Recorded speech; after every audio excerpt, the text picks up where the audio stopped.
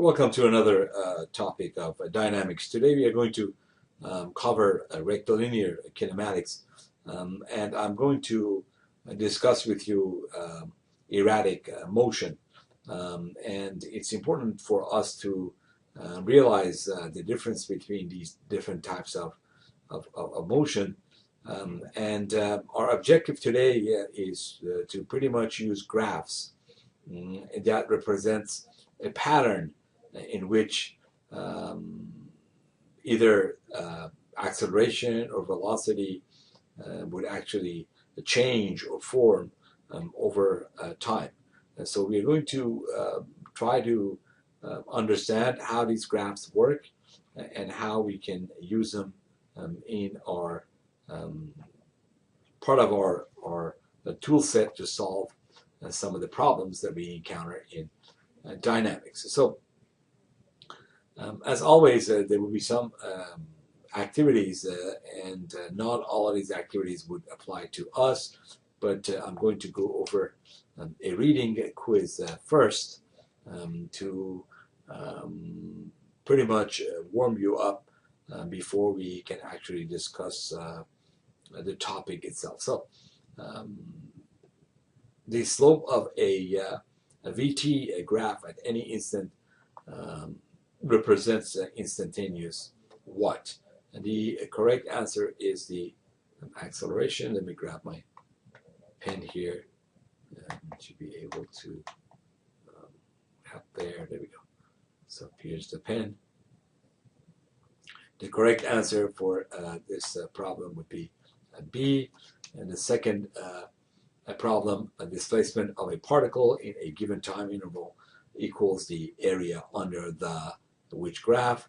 If you look, there are four choices here, and A is a T, and B is a S graph, B is VT graph, C is VT graph, and D, this should be D actually, there's a little typo here, D is a ST graph. The correct answer is VT graph. Again, keep these reading quizzes in mind, and shortly we are going to take a look at why these are correct. Let me discuss some of the applications of erratic motion that we are discussing in this lecture today. An example would be a tanker, as shows here. As you can see, the time it takes for the tanker to reach a velocity of 75 foot per second. Of course, it's going to take some time, but in that time, the distance that the tanker travels is not a constant number. In other words, there would be a relationship which might not necessarily be linear or a like a straight line, or even a step by it's a step function. It could be a function as such. Part of this curve is part of this graph is curved, as you can see. It's nonlinear, and part of it, from 625 to 1500, and that's where the velocity is constant at 75 over that time.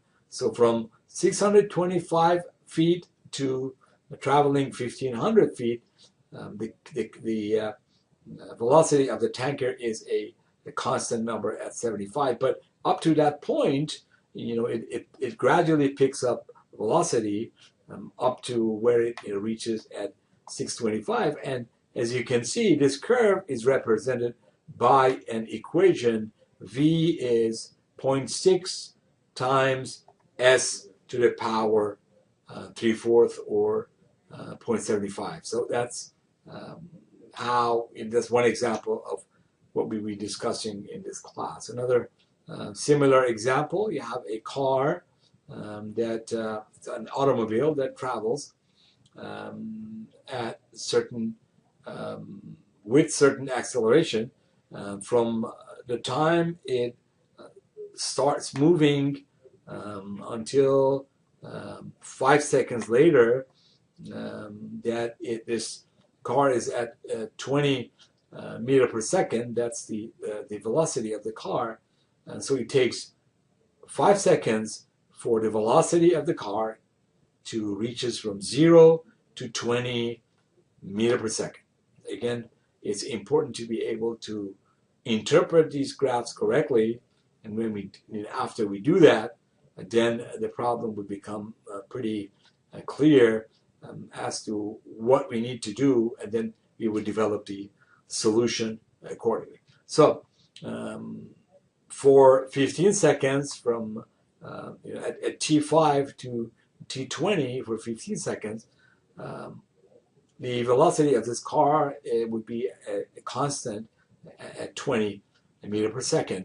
And then from that point on, it takes 10 seconds for the car to go from 20 meter per second to 0.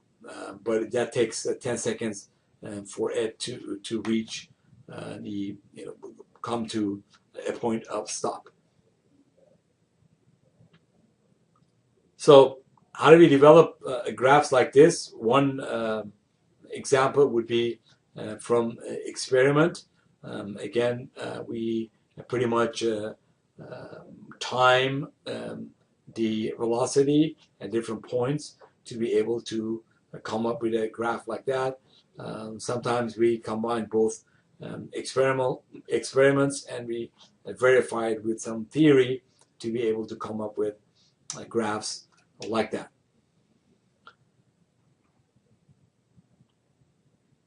So the other advantages of having a graph is that graphing provides a very clear picture of what is going on with the motion.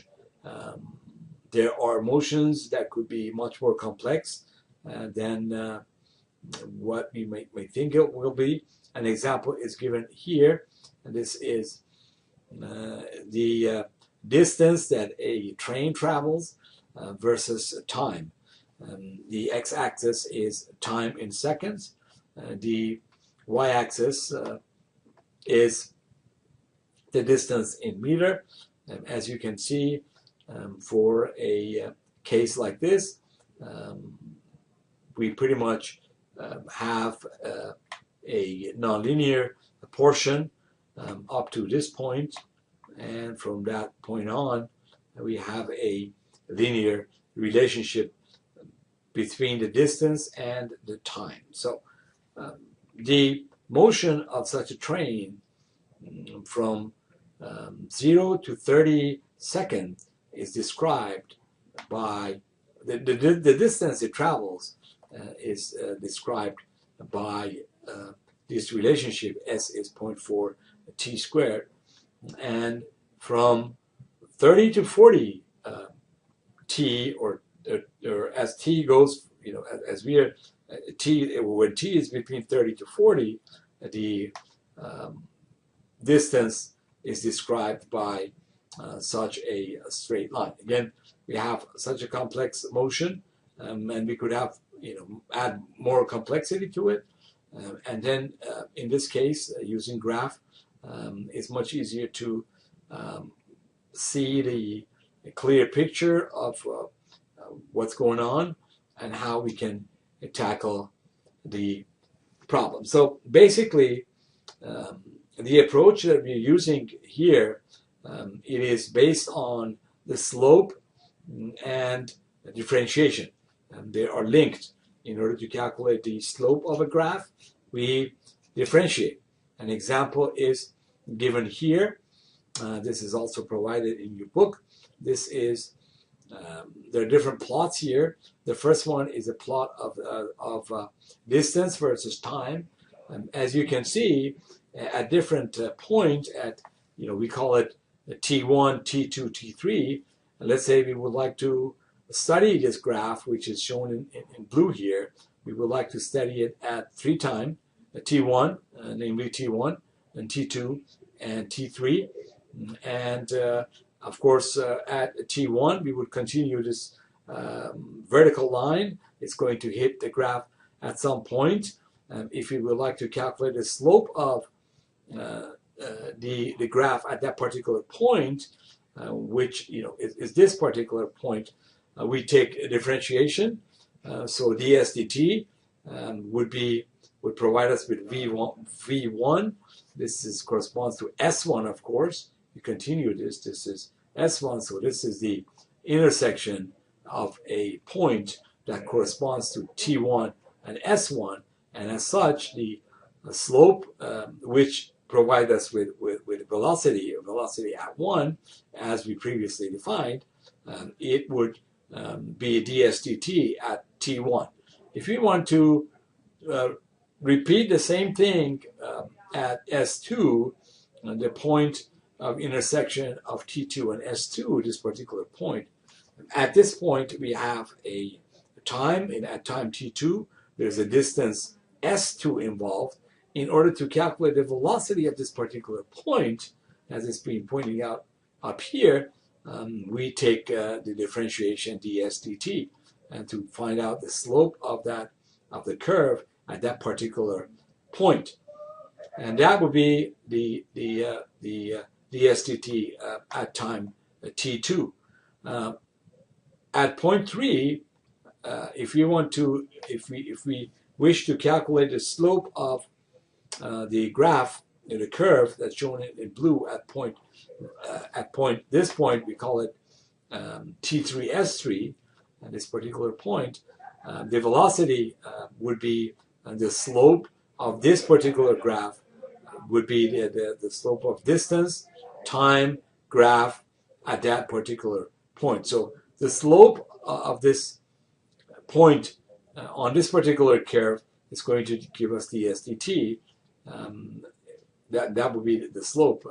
We differentiate S with respect to T, and that would be T3.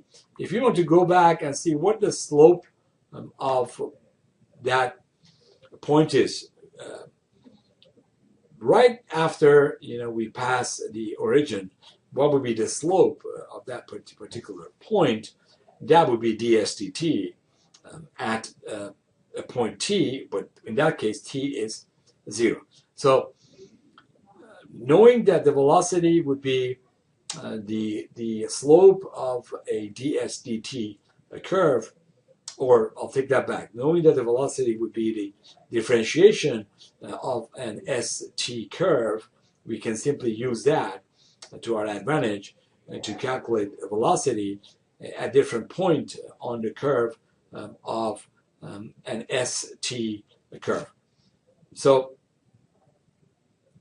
the VT graph can be constructed using the same procedure by finding the slope at various points along the ST. So from an ST graph that's shown up here, we can easily move down to a VT graph so we can see what would be the velocity at different points. We can simply do the numerical calculation, integrate, use the differentiation to calculate V1 at this point. If we want to go from V1 to the ST graph, then we need to differentiate. Remember, there's a reverse relationship between integration and differentiation, and we can use that in a reverse manner to go from one to another. So if we take the differentiation at this particular point, that would be V1, and for V2 and V3, we can use the same thing, and then you can see that as in this case the speed goes down, you can see in this case the velocity also go from this point of positive velocity, it goes to the negative velocity at V3 and so on. It of course requires some take find the slope of the curve shown in blue of a VT curve. I call it a VT curve, and that's a blue curve here, blue line, blue curve that shows here. And then at different points on the curve, we can use we can differentiate and find the slope of that particular point, and that would give us the acceleration if we are dealing with a VT curve. For example, for V sub 0, we can pretty much we need to calculate the at this point if the initial is acceleration is v sub o, let's say v sub naught, v sub 0, then this would be v sub 0 dv sub 0 dt. For v1, a1 would be dv dt at t1, and for this particular point, is in the same definition, acceleration would be dv dt at that particular dv2 dvt2 dv sub 2 dt sub 2 at that particular point. That would be the slope of that particular point, which is on a vt curve. That would be the acceleration, and so on for the third point. And then we can go one step further, and from there pretty much plot this curve. So after calculating a sub 0, in this case, you would find out that a sub 0 is 0. Again, we use this knowing the quantity. Remember, we know the T1, T2, and T3, or we should be able to somehow calculate that. Within the problem, there will be some other parameters, or the graph itself will be given, in which we can calculate T1, T2, T3. Sometimes there might be, the problem might be a little more trickier than that, in which, for example, T2 is given, but T1 would be some kind of, it would be presented by T2 or T3 and so on. Sometimes we may need to find T sub 3 first before we can find T sub 1, and from there we need to go to T sub 2 and so on. So it all depends on the problem itself and the problem we try to solve. So from this, after we find the slope at different points on this curve, we should be able to, pretty much plot A versus T in this case. And as you can see, for the AT curve, particular curve, it curves up all the way and then it gradually comes down. And at T sub 3, we are going to have the acceleration of A sub 3. So these are very useful tools to be able to solve the problems that we are dealing with. So let's take a look at the AT or acceleration versus T graph. We might have a graph that's shown here. In this case, T is shown on the x-axis, A is on the y-axis. The graph is shown, the curve is shown by a blue line here. In this case, again, if you want to go from A to V, as I mentioned previously, we need to integrate instead of differentiating. If you want to go from a VT graph to an AT graph, we need to differentiate. But if you want to go from AT to VT, then we need to integrate. Again, I remind you to go back and review some of your calculus on the differentiation and integration to be able to follow what I'm discussing here, and you can pretty much be able to solve problems much quicker than we can pretty much discuss here. So again, in this case, this is a more complex case. Again, we have acceleration versus distance curve, AS. This is more complicated. Note that the x-axis here is not time, it's the distance. And this makes it a little more complicated because now the area under the AS curve would represent the change in velocity, and now we need to look at that and do the calculations a little bit differently. So in this case, as I mentioned, the area under AS curve represent the change in velocity, and remember that we have an integration of ADS to be equal to integration of v dv. And we pretty much use the formula here given, or the curve, the equation for the curve, and that's given here. This area would be, of course, we calculate this particular area using integration. So we integrate from 0 to S1 over A ds, right? And we simply we simply calculate this integral here from S1 from 0 to S1, and of course we would see that it's going to be half of v sub 1 square minus v sub 0 square, and we use that equation here and calculate that. Again, we are going to do some more problems. We are going to solve some problems, and we would pretty much go over that shortly. So from there, we can pretty much draw the V versus S graph and so on, and all that. So let me move on to solve this particular example. In this example, the ST graph is given for a sport car moving along a straight road. Although the car is moving along the straight road, the distance that it travels may not be constant, and as you can see, there are two parts to this particular graph. One is the nonlinear part, and the other part is the linear part. So what we need to find in this case is we need to draw the VT graph and AT graph given ST graph. So just wait for a minute and think about this problem. Pause for a minute.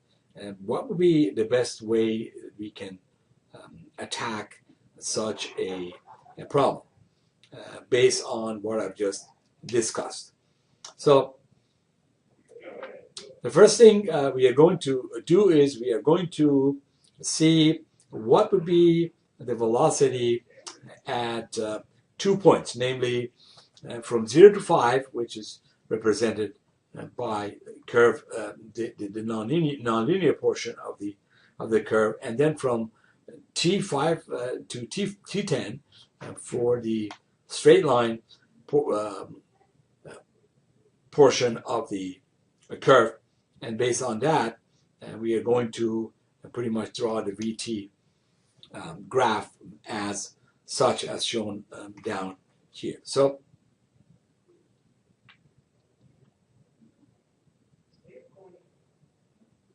let's use the laws of differentiation to do that.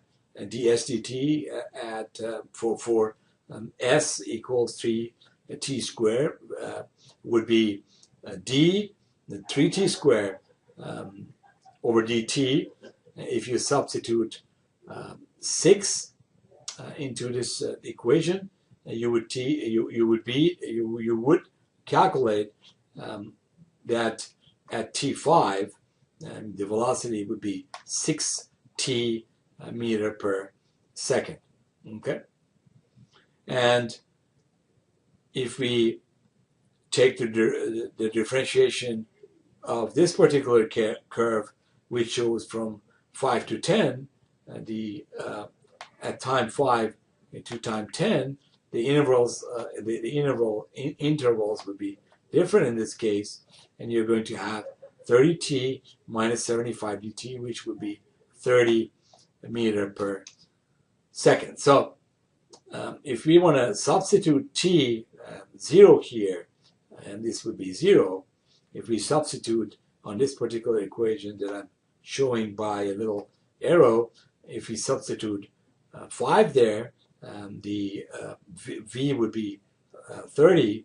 So the order of this graph would be whatever we have here. This is the second order So if we subtract one order because we're taking the differentiation in this case, then this would be a straight line instead of being a curve, and we reduce the order of the curve by one.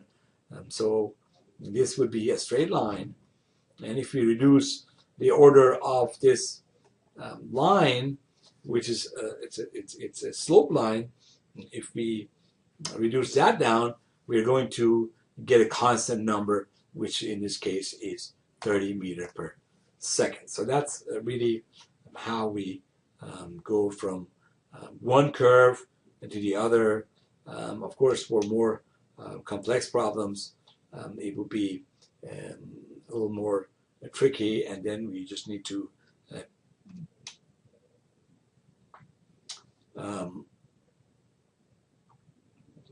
just digest the problem to the best we can and come up with the solution using the principles of what we've discussed so far. So from a distance S, from a ST curve, we're going to go to a T curve again. Soon I'm going to skip all the formalities and go from one instead of at this stage I'm really spelling everything out, but I'm going to do that much faster. Okay, so let's take a look at this particular graph. So we can similarly construct the AT graph again, following the same procedure, dv dt. In this case, would turn out to be 6 meters per second square, and the A in this case, for the second case, would be 0 meters per second square. That would be for the acceleration. Again, you need to spend the time and really look at all this in detail and make sure you can calculate, dv dt in this case. Make sure you be able to get the derivative of these equations, both of them, and then see if you can draw such a graph. Again, the slope of the previous, if I go back here, okay, here you see this again. This is the a line. It's a slope line. So because we are reducing the order of differentiation, it's going to be one less straight line, more like a step function, and from 5 to t. As you can see, it's going to be pretty much 0 as we calculated here. So the acceleration there from T5 to T10 would be 0. Okay. So let's me go over the concept quiz. Problem number 1. If a particle starts from rest and accelerates according to the graph shown, the particle's velocity at 20 seconds, what will be that velocity? And there are 4 choices here. A is 200 meters per second, B is 100 meters per second, C is 0, and D would be 20. Again, here's a good practice for you guys to go over. Try to see if you can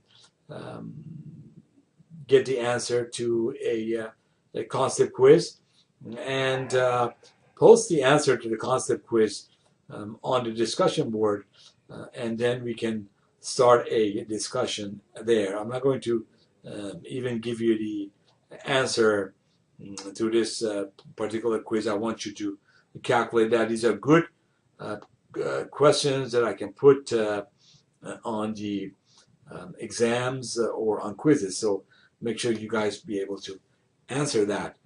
And then, just discuss it on the discussion board. And after, some time, I may give you the answer if I feel that the discussion is really engaging. So, concept quiz number 2, the particle in problem 1 stops moving at t.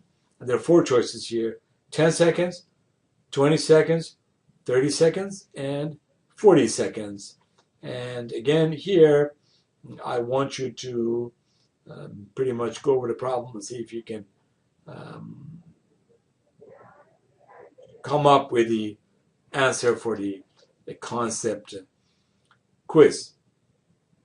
Before I wrap up the lecture, let me solve one more problem, a group problem solving one.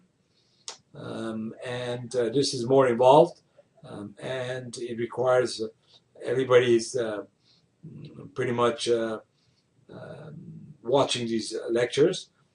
The VT graph is given here, meter per second for the velocity, t in time in seconds, x-axis is t in seconds, y-axis is the velocity in meter per second. It is represented as such, and our task is to find the AT graph, average speed, and the distance traveled for the 0 to 50 second interval. So number one, again, we are going to draw the AT graph. Secondly, we are going to find the average speed. And thirdly, the distance that was traveled during this time from 0 to 50 seconds. So what is the plan here? First, let's take a look at the graph itself, try to digest it. There is no equation given here, but given the fact that both portion of the graph is a straight line, we should be able to calculate that, right? So the way we do this particular problem is we are going to find the slope of this curve, and we draw the AT graph. And then we are going to find the area under the curve, and that would be the distance traveled, right? It should all make sense to you. And then we would calculate the average speed using the definition, pretty much, right? Okay, so let's start with this solution.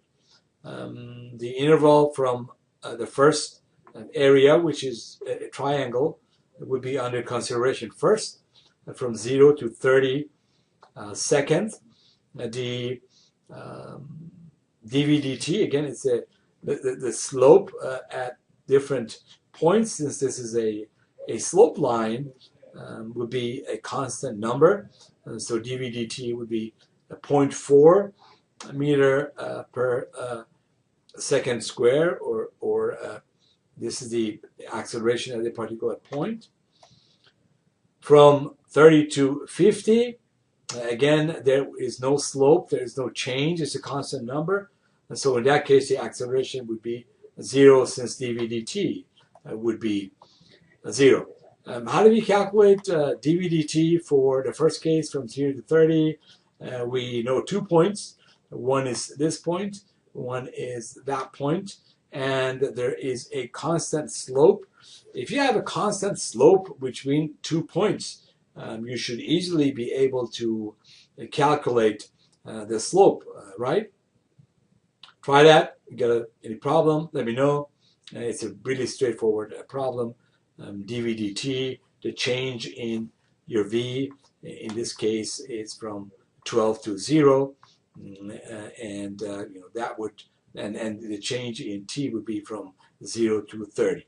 That's how you can actually calculate that. So it would be 12 minus 0 divided by 30 minus 0 is 12 divided by 30, and that would be 0.4. Okay, that's how we can actually calculate the slope of a straight line between 2 points with a constant slope. Again, this is a straight line. There would be no variation in slope, and now we can calculate that. And for a straight line, the slope would be 0, also by definition, because there would be no dV/dt. There would be no change. Your dV would be 0, and there would be a dt, but you're dividing 0 by dt, and the result would be 0. And then from there, we can basically draw the AT graph. Again, we know from 0 to 30 seconds, there would be the acceleration would be a constant number, 0.4. There is no slope in this case, since we are reducing the order of differentiation. So it's going to bring it down by power of 1. So from a slope line, we're going to go to a straight line. And from 30 to 50, again, this is a straight line.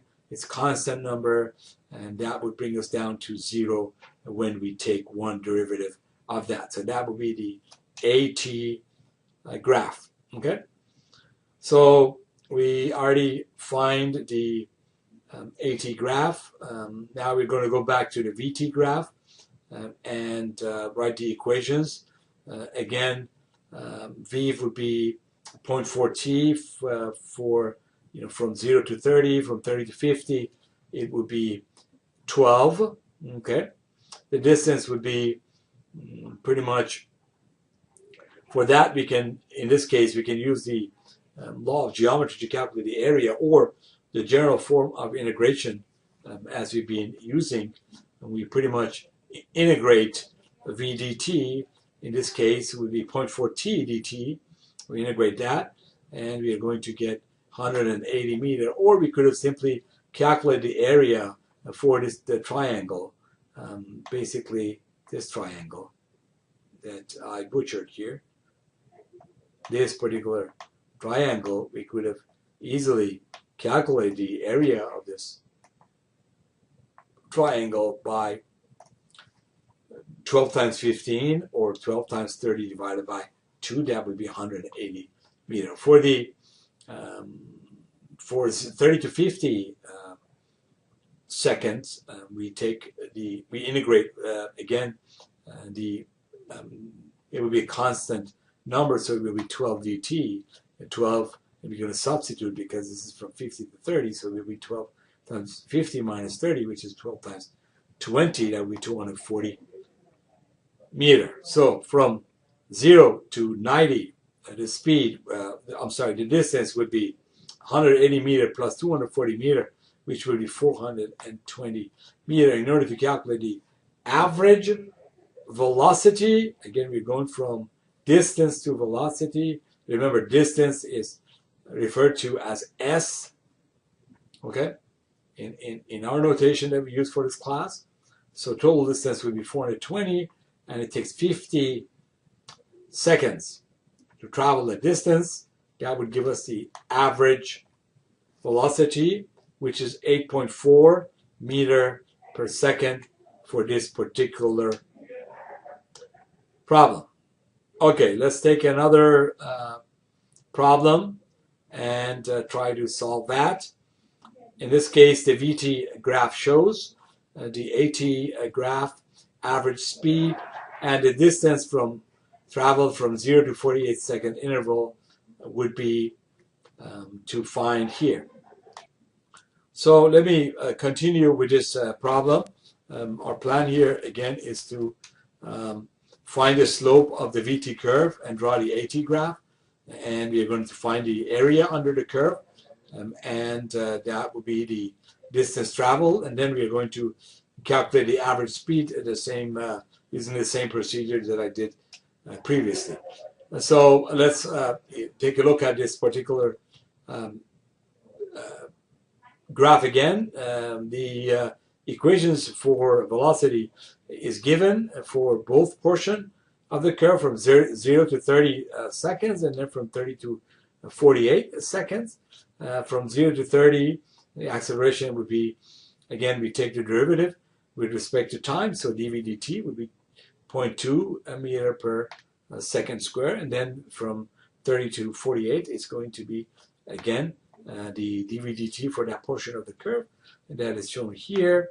Again, it's going to be minus 0.33 meter per second square, and based on that, again, we would know that the order of the equation is reduced by 1 since we are taking the derivative. Again, the graph would be a straight line from 0 to 30 seconds, 0.2 as we calculated here, and the other portion of the curve, again, we would come down. It's a straight line. We start down here from 30 to 48, and that would be a straight line at 0.33 meter per second square. Now we find the distance that's traveled. We pretty much calculate the area under this curve, this triangle, and this triangle. Again, we would calculate these areas. We sum it up, and then we divide it by the time that take, which is 48, and that would give us the average velocity. In this case, from 0 to 30, we integrate. That would give us 90 meter, and from 30 to 48. And we also integrate that, and that would provide us with the answer as 54 meter. And make sure you guys grab a calculator and check these numbers with me as we go by. And the total would be 144, 90 plus 54, and we divide that by the total travel time, which is 48 seconds, and that would give us 3 meter per second. Again, another quiz, the attention quiz, to make sure you guys have attended what you've covered so far. If a car has a velocity curve shown, determine the time t necessary for the car to travel 100 meters. Again, in 6 seconds, the velocity would be 75 meter per second. So how long would it take for that? Again, we are going to determine that. Okay, so 8 seconds, is that the time it takes to travel 100 meter? Choice B, 4 seconds, C, 10 seconds, and the 6 seconds, again, you need to find out and solve these little problems. Second one, select the correct AT graph for the velocity curve shown. I may give out these if I see enough participation on the discussion board, and which would be the graph based on what we've just discussed. The order would be reduced. I can give you one hint. It's going to be either B or D. See which one you can come up. That pretty much brings me to the end of the topics that I wanted to discuss today.